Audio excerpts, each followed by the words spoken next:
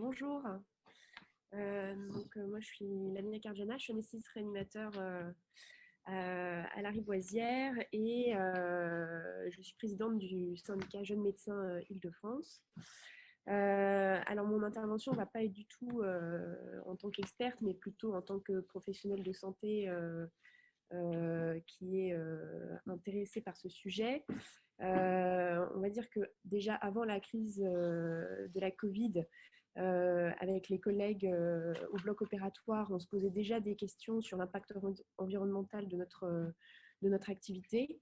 Et il y avait certains questionnements qui étaient très bien relayés par la SFAR, la Société française d'anesthésie et réanimation.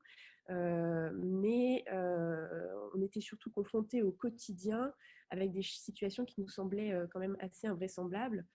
Pour vous donner un exemple, on utilise donc des lames de laryngoscopie c'est du matériel qu'on introduit dans la bouche des patients pour permettre l'intubation. Et quand j'ai commencé mon internat, alors c'était pas le siècle dernier, hein, c'était en 2009, les lames étaient métalliques et à usage multiple. Elles avaient été, on était déjà en cours de transition pour passer à l'usage unique avec des lames en plastique, qui finalement ont été abandonnées parce qu'elles étaient moins efficaces. Et du coup, on utilisait une lame plastique et une lame métallique parce qu'on n'arrivait pas à intuber correctement les malades. Et du coup, on est revenu aux lames métalliques, mais elles sont devenues à usage unique. Et en plus de ça, un jour, j'étais en poste et là, je découvre un collègue infirmier qui était en train de jeter les lames de laryngoscopie métallique à usage unique parce qu'il y avait une date de péremption sur l'emballage. Alors, toutes ces lames qu'on jetait et qui auraient pu être réutilisées d'une part, et en plus qui étaient jetées dans les ordures ménagères sans qu'il y ait de filière de revalorisation des déchets, ça pose vraiment question au quotidien. Ça nous semblait absurde. Avec des collègues, on a essayé de mettre en place des filières, ne serait-ce que de vouloir revaloriser tous ces déchets. Et en réalité, on s'est heurté quand même à l'inertie du système et de la direction. Donc, et qui, en plus de ne pas nous aider, parfois nous mettait des bâtons dans les roues. Avec ces questionnements déjà en phase pré-Covid, tous ces questionnements se sont posés avec plus d'acuité avec la crise. Et c'est vrai qu'on se retrouve à forcément remettre en question le modèle du tout usage unique. Parce que comment ne pas se questionner quand on manque de surblouses à usage unique, alors que quand j'ai commencé médecine, c'est pareil, hein, c'était pas au siècle dernier, c'était en 2002 que j'ai commencé ma première année. On avait des surblouses en tissu qui faisaient très bien le job. Comment ne pas se poser de questions quand on voit des fibroscopes jetables qui apparaissent alors qu'on avait des fibroscopes qui étaient stérilisables et qu'on pouvait utiliser. Voilà. Que penser de tous ces kits de pansement avec du matériel plastique, avec les infirmières qui galèrent avec des pinces en plastique qui sont moins efficientes que des pinces métal, qui sont également réutilisables. Comment ne pas se poser de questions quand on voit les ciseaux dont la seule fonction est de couper le cordon ombilical des nouveau-nés avant d'être jetés dans les ordures ménagères.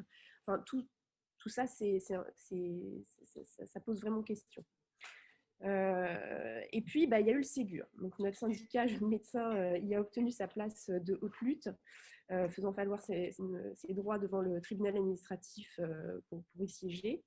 Et du coup, nous avons profité de cette opportunité pour faire des propositions pour la transition écologique en santé, parce que les jeunes générations en ont assez de l'immobilisme des institutions et du trop peu de moyens qui sont alloués à cette thématique.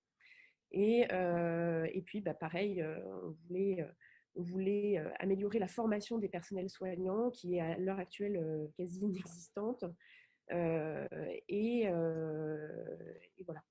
Et donc, comme vous le savez, les accords du Ségur se sont axés surtout sur le versant rémunération, que nous n'avons pas signé. Mais alors que le comité de suivi du Ségur devait permettre de débattre de toutes les autres thématiques, nous sommes de nouveau exclus et nous n'avons du coup aucun retour des tutelles concernant les propositions que nous avons déposées au cours du Ségur. Donc, dans ces propositions, nous avons évidemment proposé la nécessité d'intégrer les concepts de développement durable et de transition et de santé environnementale dans la formation initiale et continue. Il y avait également l'urgence à mener une politique de réduction des déchets qui soit ambitieuse et permettre la revalorisation des déchets qui sont créés dans les hôpitaux. Et alors, parmi d'autres, hein, il y a également, je pense, l'urgence à mettre la prévention vraiment au centre de nos systèmes de soins, notamment en intégrant le plan national santé-environnement 4 au cœur du plan santé, pour que les facteurs environnementaux soient pris en compte à court, et moyen et long terme. Voilà. Donc,